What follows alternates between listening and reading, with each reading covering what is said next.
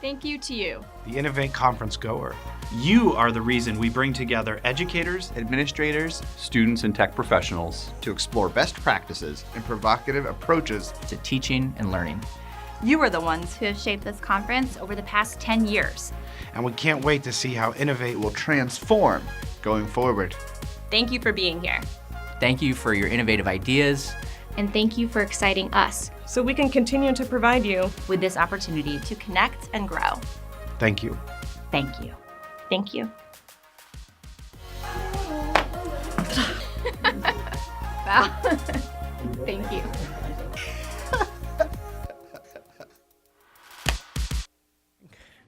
How's everyone doing?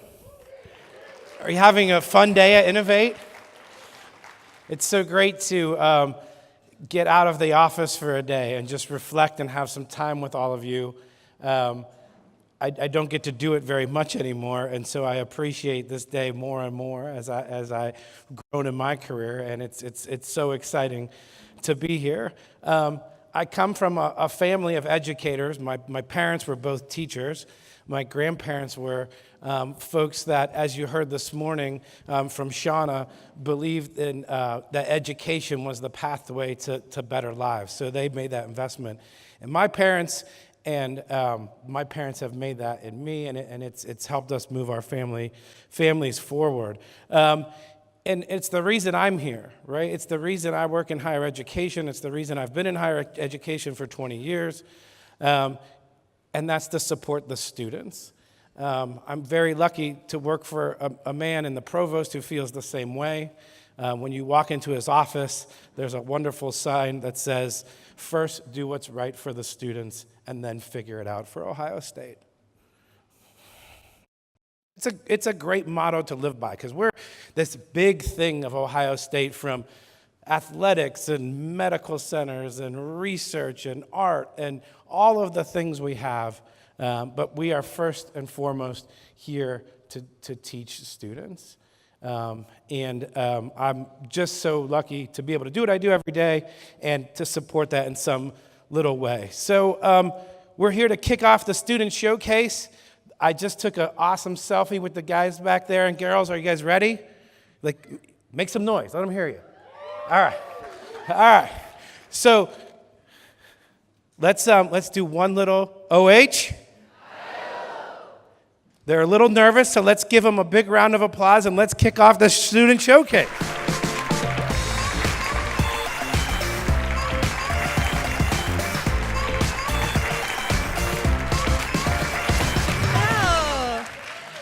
My name is Hannah Kim, and I use she, her pronouns. This fall, I will be a third-year speech and hearing science student. In order to explain how digital note-taking has influenced my life, I'm going to share a little bit more about myself. I took almost any kind of art class imaginable growing up, from art, like drawing, painting, ceramics. I even took origami lessons where I learned how to make things out of paper. So creativity has always been an interest of mine, and going into college to higher education, I kind of lost the, I don't want to say I lost the ability, but there was not enough time or space for me to be creative. So once I got a new device, I was able to take different kind of notes. And as you can see, I draw in my notes. So I'm able to bring this creativity that I always love to do. And so when I take my notes, it is pretty engaging for me because I'm doing something I've always enjoyed. And it was just the fact that I received this device that helped me and empowered me to put art into my work in a very simple and engaging way. Thanks. How are we doing, Columbus? My name is Robert Yango. I am a incoming third-year systems engineering major. I am also a transfer student. I actually took my first year at the satellite campus out at Newark and before coming over here. So shout out to Newark folks. I love all y'all. So Hannah and I are firm believers that digital note-taking empowers students. I first thought of this idea as I've often been told that I have to take accountability of my education now that I'm approaching the higher ed level. And now that I have the statement of account under my name, the scholarships under my name, the grants under my name. So now taking notes is now the thing that I have to own up to, I have to be responsible for. So as you can see here in the slides here that we have, just an example of some of my notes. I live up to them. I have the It's Monday, Grumpy Cat. I have just creating these notes to remind myself of what I'm thinking, how I'm thinking, my thought processes, and really controlling what's going on. And as you can see in my second slide, that there's actually just like there's no two students are the same, there's no two iPads really. So as long as these students are taking advantage of all the different things and all the ways that they learn to take notes and trust themselves in learning, just as these slides are showing here. So I really just wanted to show these last few just to further prove the point that I'm taking advantage of my experience. I want to, as long as educators give me the opportunity, the platform to show my knowledge, to prove my learning, I can do that with my notes. And yep, that's what I've thought of. So these are all taken with Notability. You guys probably have a high-level understanding. Notability, notes, there's a ton of different note-taking apps that the students have. And these are all really tools that we have to use. So, yes, digital note-taking empowers students. Yes. So, Hannah, can I get an OH? OH? IO.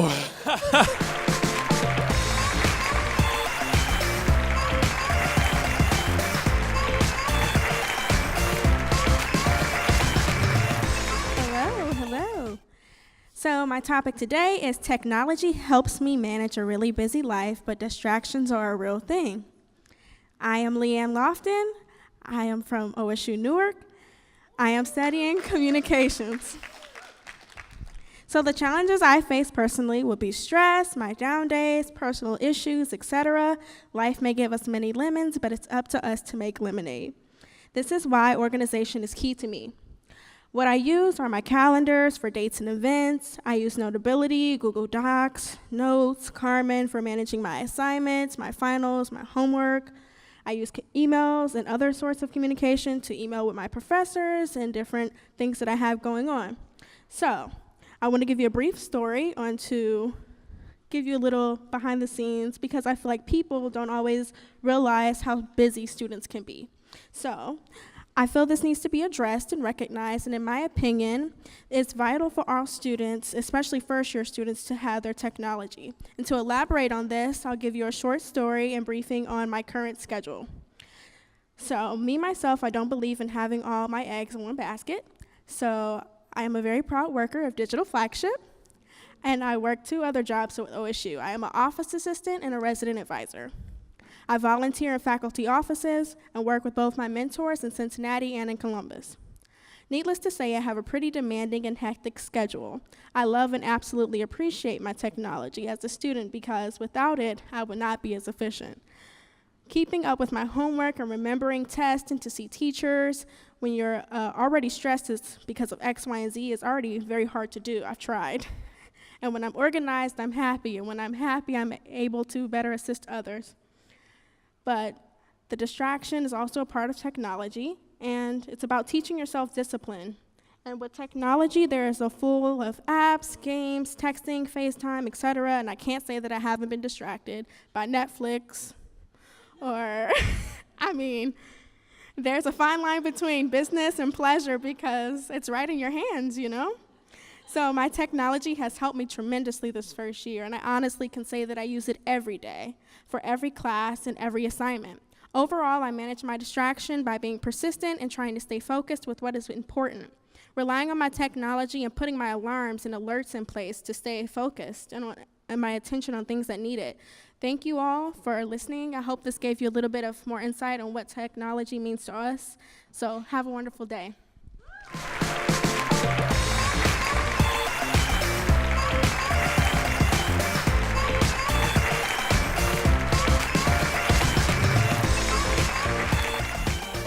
afternoon, everybody. My name is Liz Webb, and I am a rising junior studying public affairs at the Columbus campus. And I wanted to talk today about how students are using textbooks in a new way, especially through the scope of open educational resources. So the first and only class I've taken so far at Ohio State that utilized an open source textbook was History of Rock and Roll, taught by Dr. Graham Boone. And Dr. Boone actually provided a 40-chapter textbook that he wrote himself free to all students, and he posted this via Carmen. Each chapter was actually a new module on the page, so every night I could go into Carmen, open the module, I would find hyperlinks, I could listen to the song we were discussing, I could even engage with the sources that he cited. So for once in my life, I was doing the readings every night. I'm sorry, I have to be honest. And having this textbook changed the way I approach my coursework for me. So I loved this open source textbook for two reasons. One, accessibility. I could access it on my phone, I could access on my iPad and take notes via my iPad. Also, I could look at the textbook on my computer. So I really was able to read and engage with the coursework all the time. But I also loved this open source textbook due to the affordability aspect. Students are often very upset whenever they see the price of textbooks at the beginning of the semester, and that excitement that usually comes with the beginning of a new term is dampened when you see how much we're spending every semester. So knowing that there was a professor who was providing something at no cost really made me realize the power of open source material. This affects more than just one student like me in the History of Rock and Roll class, last autumn. When professors utilize open source materials, they are really helping ease the financial stress of students everywhere. So, I can only speak positively as a student about my experience with open source material, and if you are a faculty member here today, I encourage you to figure out how you can employ open source materials in your course. Whether you're at Ohio State, we have so many initiatives for you to get involved, or you're at another institution. Find ways for you to make the lives of your students easier by going open source. You don't need to go out and write a 40-chapter textbook yourself like Dr. Boone did, but there are really small measures you can take that really help make the 21st century educational experience great for students. Thank you so much.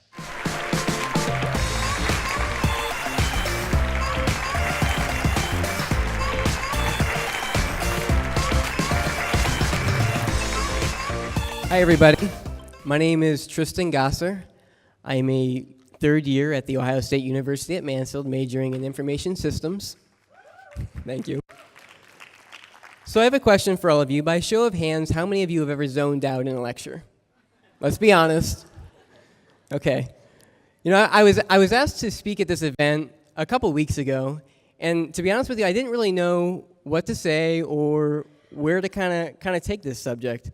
So I was like, I think the best thing would probably be to share two experiences that I've had here at Ohio State.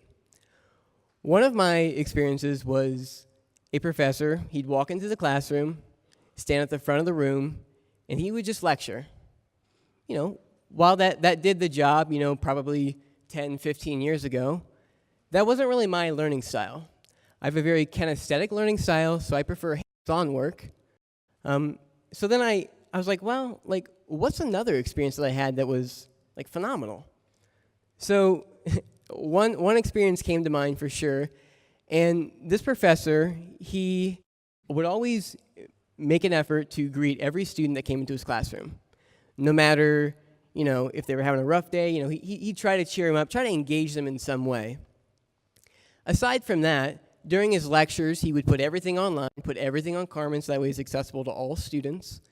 He would actively use Notability, Explain Everything, and Kahoot with many of his lessons so that way we could be actively engaged with our iPads through Digital Flagship. Through that, we were able to have 1, auditory learning, 2, visual learning, and 3, the kinesthetic, having the hands-on of the iPad learning. This was very beneficial to me.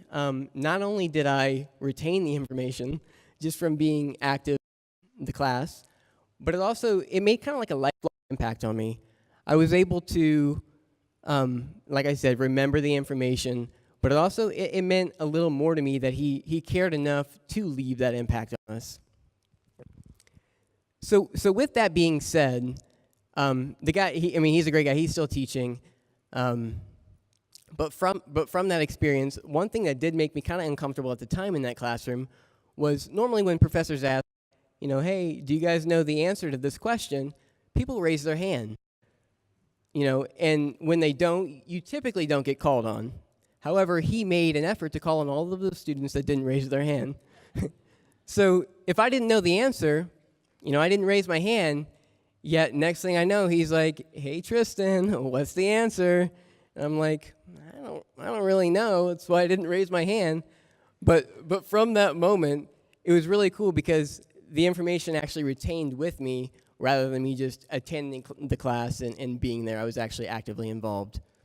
So I guess what I'd like to take from this is the way that he showed humility in his classroom by understanding that, while he may have not known everything about educational technology, he was willing to put himself out there and be open to suggestions from students, but also try his best to learn everything that he could to better serve his students. So with that being said, I would like to thank everybody here and OH.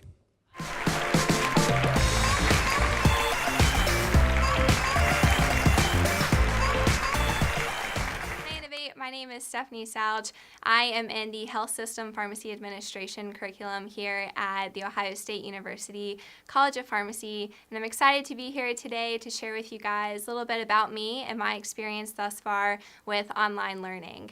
And so before coming here to OSU, I received my bachelor's in pharmaceutical sciences as well as my doctorate of pharmacy at UNC Chapel Hill. I moved here about a year ago, and I started this curriculum. In addition to being a full-time student, I'm also a licensed pharmacist working full-time as a pharmacy resident at the Wexner Medical Center. And so you can imagine that having an online portion of the curriculum in addition to being a full-time worker has been very valuable to me. So one of the main advantages that I've experienced thus far with online learning is that flexible environment. And so each week I'm able to log on and take classes at a time that fits my busy schedule and works for me the best. However, what really surprised me about this flexibility was that it didn't compromise the ability for me to interact and learn from other peers in the class. And the way this was done in my experience was each week a module was released on a Sunday, and by the following Friday, all of our discussion posts would be due, and then that following Sunday, all of our assignments for the week would be due, and then the next module would be released. And so while me and all my classmates were viewing material at a time that was most convenient to our schedule, we were also all focused in on the same material, and that really helped to make those discussion boards and conversations very lively and valuable. So our interactions with each other were never compromised at all, and sometimes I think may have been even more valuable. Another thing that really surprised me about this online learning environment was how applicable the materials, discussion posts, and assignments were to my profession and future career. And so our course coordinator, Dr. Robert Weber, also serves as the Chief Pharmacy Officer at the Wexner Medical Center. And him being very close to our profession, he was able to design assignments and discussion ideas that really mimic the types of conversations and asks that we would have from colleagues and future bosses in our future careers. This has been very valuable, and in this online program, while we were still watching videos each week, the focus was no longer on spending hours each week in lectures. And so we did have more time, I felt, to work on these assignments, which really were applicable to our profession, and I think I'm going to be a better pharmacy leader because of those assignments. So I hope that I've gotten you all excited too about everything that you can do with online learning and online education. I really hope that other students are going to be able to experience this high quality environment, and go Bucks!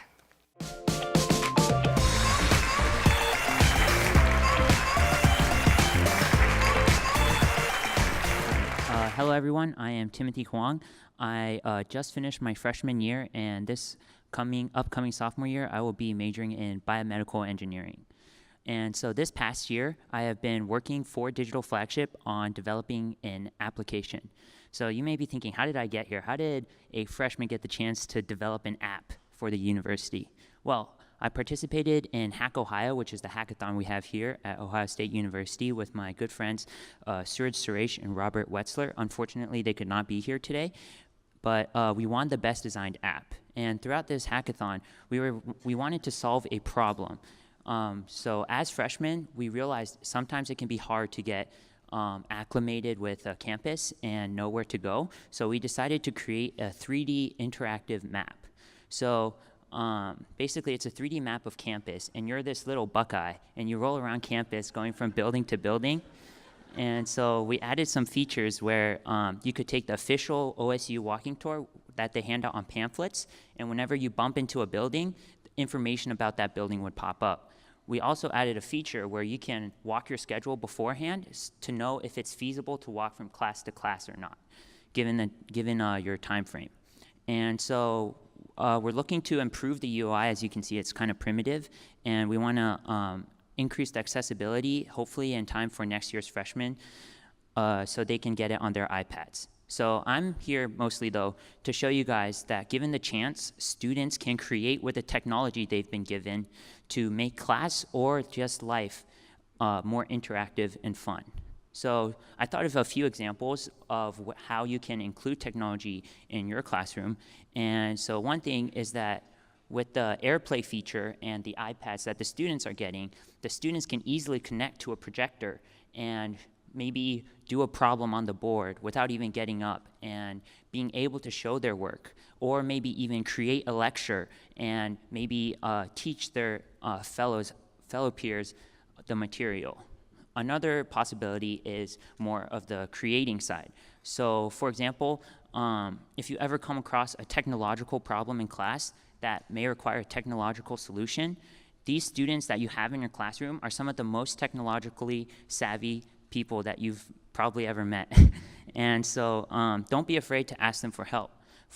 So one example, you could ask students to possibly create their own graphics or acronyms that help them learn, and use that to show other students to help them learn as well.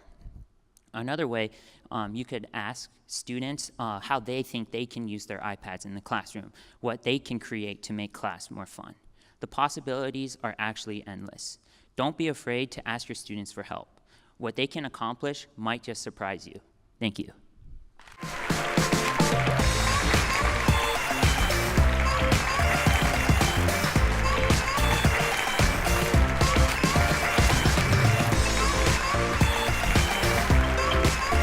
Hello, everyone. My name is Adler Pierce. I'm a fourth-year senior studying neuroscience. My name is Todd Borgerson. I am a third-year student studying marketing and political science. Yeah, so we're here today to talk about Carmen usage around campus. Yeah, so Adler and I both come from undergraduate student government, and over the last few months, we've been working on a project in partnership with some people from our incredible University Senate, as well as some wonderful folks from the Office of Distance Education and E-Learning, on what we're calling our Carmen Common Sense project. So this whole project, the goal of this is to increase, ooh, look at that, that's much louder, the consistency and overall quality of use of Carmen across campus.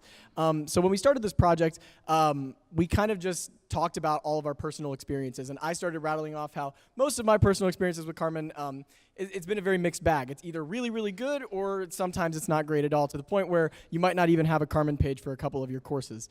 Yeah, and Todd's not alone in this. So we put out a survey, and we found that 58% of students who surveyed had at least one course in their academic experience who had no Carmen page at all, and 73% said that it caused a lot of stress in their academic experience. And so when we went about to tackle this problem, we came up with this top 10 Carmen features list that we want to see implemented. Yeah, so these top 10 Carmen characteristics, if you guys hit that QR code up there or the link, that will take you to a page. The entire top 10 list can be found on there.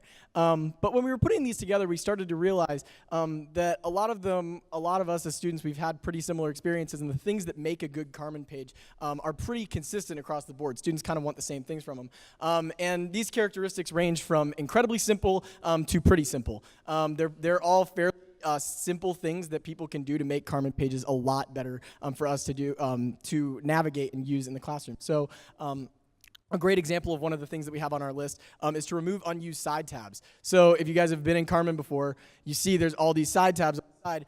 For the majority of courses that I've taken, at least, and I think a lot of other students, all those side tabs remain there even though you're only using 3 or 4 of them most of the time. So something as simple as that starts to direct students' mind where to go on the page to find the resources they need. Yeah, and another great feature you can do is if you upload all of your assignments to the Assignments tab with a due date, it's a win-win situation. The students get a one-stop shop to see all of their assignments and the due dates for the class, and then it also autofills to a calendar. So that's a great for me being able to organize my 4 or 5 classes that I'm taking each semester. Yeah, and another one of the things that always frustrates me when I go to Carmen is if I hear a professor say that you need to go look for this file out on Carmen, and I go into Carmen and I look through the files, and all the names of the files are different combinations of letters and numbers and periods. So that's always really frustrating too, because at that point I'm looking and I feel like I should be where I'm at and finding this information, but I can't quite do it. So that's another example of one of the things that we have on there is just to have consistent naming or ideas when you're naming your files. Yeah, and so when we come into college, we're told that for each credit hour you spend in the classroom, you should be spending 2 to 3 outside of the classroom studying. And Carmen is really how we do that. And so when we don't have a Carmen page at all, or if it's not intuitive to follow, it can create a very frustrating experience on the student end of things. And so by improving the Carmen experience as a whole, it creates a direct link between improving just student academic experience outside of the classroom. And so what we really want to see is, when professors are either, making a new Carmen page or maybe updating an older one, just to take a quick peek at this page and see if there are any things here that you can do to improve it.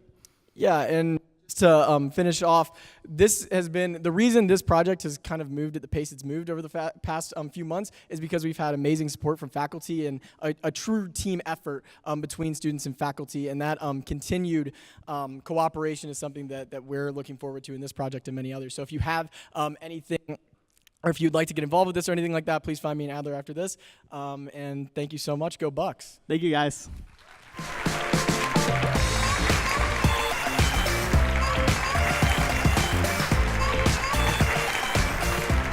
That was pretty amazing to hear from that group of students. I think you're all still backstage. Are you guys still back there? Let's bring them all out here one more time. Come on, everybody.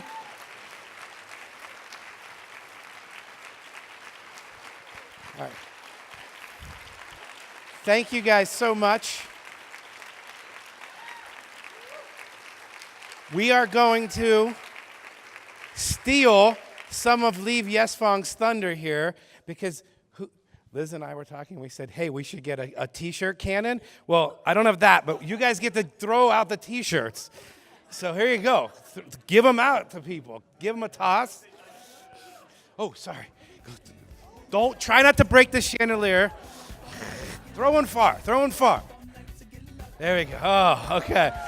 All right. So let's, one more big round of applause for all of our students. Thank you guys so much. I want to take a moment to thank all of you for coming. You are amazing. You made this day so great. We had over 140 presenters here. I think, is that right? I'm pretty sure that's right. But if not, I will tweet a correction. But I think it was 147, including the Imaginarium, including lightning talks, including students and keynotes. So Shauna, you were amazing. Ethan, I know, had to leave, but thank you for being here. You guys, you are the heart of Innovate, and so thank you for bringing it and for everything you do every day. And now, the other people who make this possible besides you are the hardworking committee who do this all year round, in addition to their regular normal jobs. So they're not really actually paid to do it. I mean, they are, but then they have to just double up the regular work they have to do anyways. So I would like to ask the whole committee to come right on up here so we can recognize you for the amazing job that you did tonight, this year. Nice job. 147, is that right? 147 presenters? Yeah. Something like that. Yeah. Jesse, awesome. Okay, good. Do you want to do that? Good job. All right. So this right here, this small but mighty team has delivered every with the help of a lot of other people. But this is a committee that goes all across our entire organization. These people don't all work together on a regular basis, but do an amazing job all year round to put together a totally flawless event that is completely free to you. And so thank you again for everything. Now, before you applaud, we have one person in particular who has really, really stepped it up this year. And she does not want to be on the stage right now having to go through this. So we're going to make this, we're going to just draw it out a little bit. No, I'm just kidding. Abby not only is raising a human being inside of her body, she has created this entire event. She is like a logistics, she's like a beast in terms of all things logistics. She could organize more things in a year than I ever will in my entire life. And so Abby, you're amazing. There is your t-shirt. We should have gotten a onesie. We'll work on that. And your gift. You're awesome. All right, thanks to all of you guys. We have one final question. Somebody on this stage knows what date Innovate is next year. We're not telling. So we all know, but we're not telling you. But we'll see you in May next year. Thank you so much for everything and have a great rest of your day. Oh, you guys, take the survey. We obviously read it all. So take it. We did recognize the lines for long at lunch. You could tell us, and that'll be just more information that we already have. But thank you.